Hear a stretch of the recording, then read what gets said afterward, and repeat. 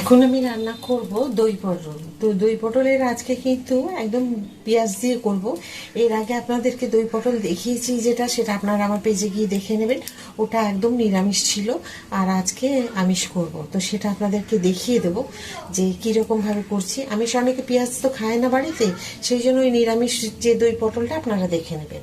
আর যেটা আজকে আমি পেঁয়াজ দিয়ে করব সেটা প্রথম থেকে শেষ পর্যন্ত দেখুন, কি কি মশলা দিলাম, কিভাবে করলাম, আর কীরকম হবে সেটা শেষ পর্যন্ত দেখতে হবে। তো প্রথমেই দিয়ে দিচ্ছি আমি তেল। আপনারা এখানে সর্ষের তেল বা সাদা তেল যে কোনো ব্যবহার করতে পারেন। তো আমি সাদা তেল আর সর্ষের তেল দুটো মিশিয়ে আমি করব আজকে। তো প্রথমে আমি ভেজে নিচ্ছি সর্ষের তেল দিয়ে এই পটলগুলোকে। তো পটলগুলো ভাজার জন্য আমি প্রথমে দিয়ে দেবো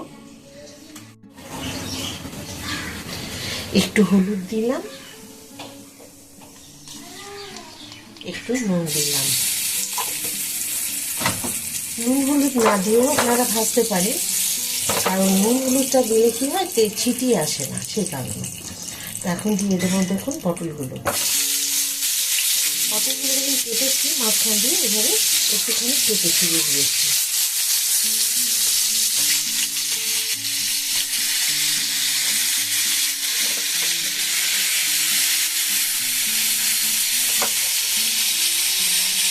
একটা ঢাকা দিয়ে দিলাম। আমি দেখুন মশলা নিচ্ছি, কি কি নিচ্ছি আমি।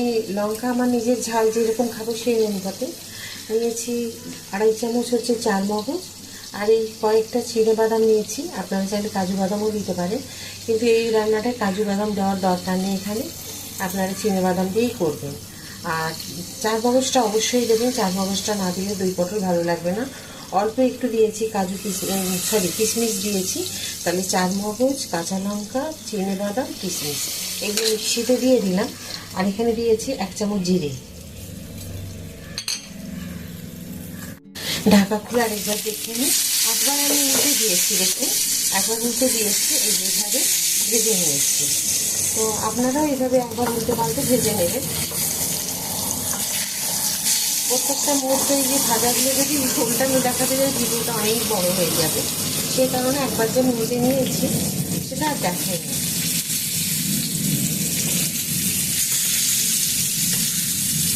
এই যে দেখুন এগুলো ভাজা হয়ে গেছে খুব সুন্দর। আর একটুখানি রেখে দেবো 2 মিনিট। আমি কিন্তু হাই ফ্লেমেই ভাজছি, এগুলো কিন্তু একদম লো ফ্লেমে ভাজিনি বা মিডিয়ামে নয়।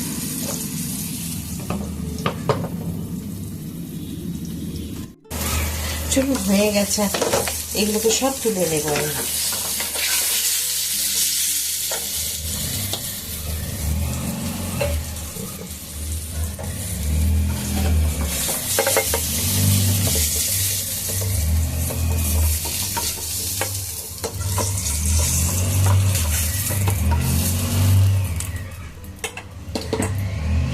এখন দিয়ে দেবো একটা টমেটো।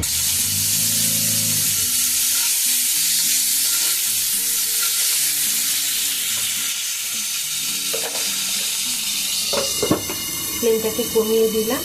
আর এখন এটাকে আমি 2 মিনিট অন্তত এটাকে ভেজে নেব। ঢাকা খুলে দেখে নেব। দেখুন টমেটো নরম হয়ে গেছে খুব সুন্দরভাবে। এইরকমই নরম একটু হতে হবে, একদম ঘাটা না হলেও চলবে, কিন্তু একটু নরম হতে হবে। আর আমি পটলের সাথে দিয়ে না এই টমেটোর গায়ের যে রসটা যেটা, সেটা কিন্তু লেগে গিয়ে টমেটো মানে পটলগুলো দেখতে খারাপ হয়ে যেত। ভুলে যাচ্ছি, মনে থাকছে না, ওই জন্য। দেখুন কি সুন্দর হয়ে গেছে। এরপর আমি দিয়ে দেবো দেখুন যে মশলাটা আমি রেডি করেছিলাম, সেই মশলা।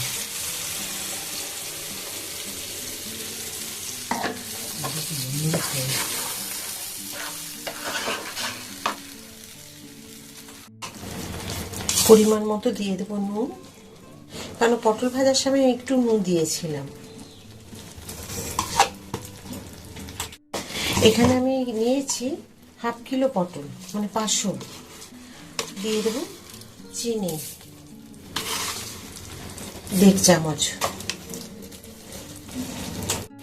এই যে দই পটল করছি তার জন্য আমাকে নিয়েছি আমি 150 গ্রাম দই।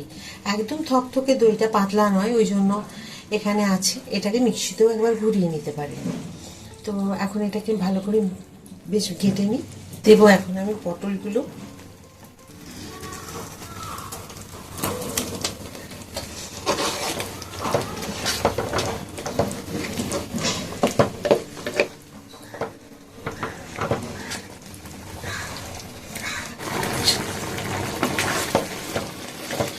দেখুন কি সুন্দর গ্রেভিটা হয়েছে। এটা কিন্তু বসে যাবে, জানেন তো। তবে দইটা এখন কিন্তু আরও একটুখানি ফুটে যাওয়ার পরে দেব। আমি একটা ঢাকা দিয়ে দিচ্ছি।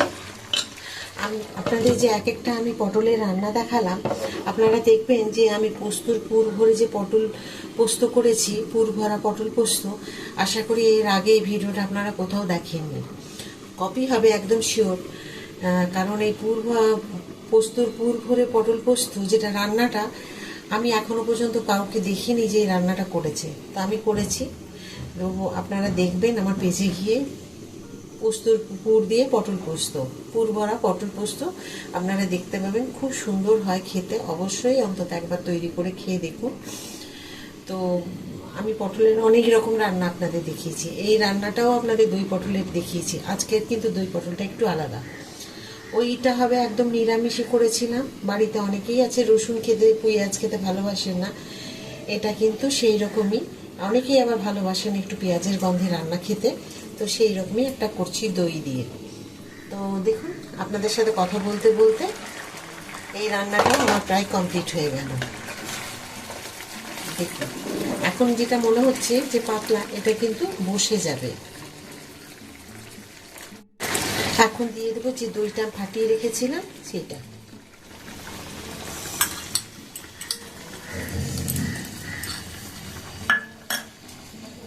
দই দিয়ে তো জানেনই আপনারা বেশিক্ষণ ফোটানো যাবে না, অল্প সময়ের এটাকে রেডি করে নিতে হবে।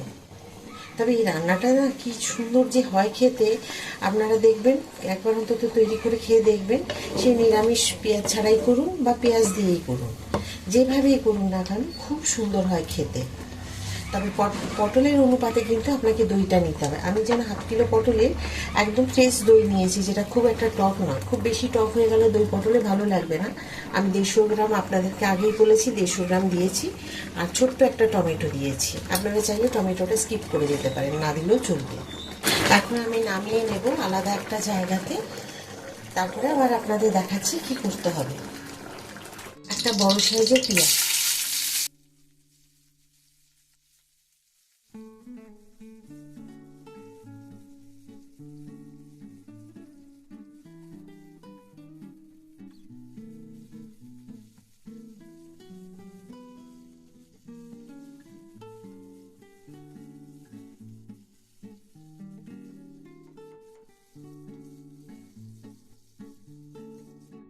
পেঁয়াজগুলোকে একটু সাইডে করে দিলাম আমি। দেখুন, এখন দিয়ে দেবো আমি 2টো শুকনো লঙ্কা মাঝখান দিয়ে ফাটিয়ে নিয়েছি।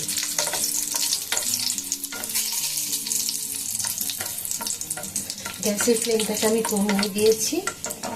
দিচ্ছি দেখুন কারিয়া পাতা,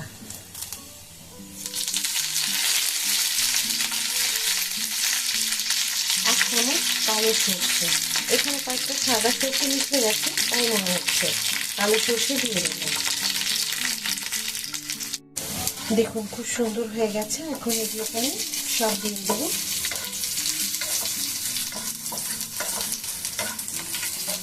একসাথে মিশিয়ে নিলাম।